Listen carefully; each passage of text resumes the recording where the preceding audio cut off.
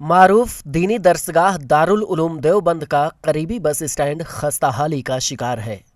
Bus stand पर मुसाफिरों की जरूरत के लिए बैतुल खला तो बना है, मगर न तो यहाँ सफाई है और न ही मुस्तकिल सर्विस। इतना ही नहीं, बस स्टैंड पर मुसाफिरों के बैठने के लिए सीट तक नहीं बनाई गई है। बस स्टैंड पर पीने के पानी तक का इंतजाम नहीं है।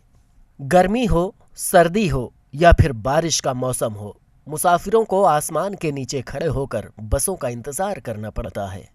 बस स्टैंड के अंदर दीगर प्राइवेट गाड़ियों और रिक्शा वगैरह के खड़े होने की वजह से अक्सर सड़क पर जाम लग जाता है।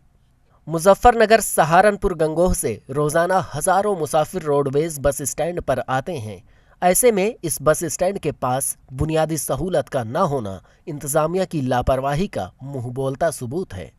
कहाँ जाएंगे आप? बड़गांव।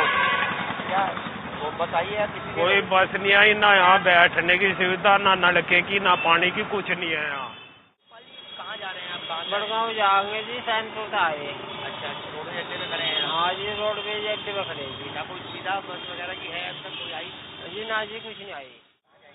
सैनपुर जाएंगे जी, बड़गांव की तरफ। कहाँ पर खड़े हैं आप?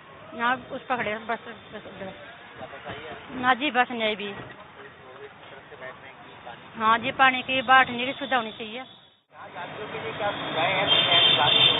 मैं पूरी सुविधा ले रहे, जो भी हमारे हाथ जो भी चीज़ है हमारे बस की, मुझे कोई दिक्कत नहीं आने देते। कोई बीमार हो, एम्बुलेंस मंगा कर तरफ तुरंत भेज दें।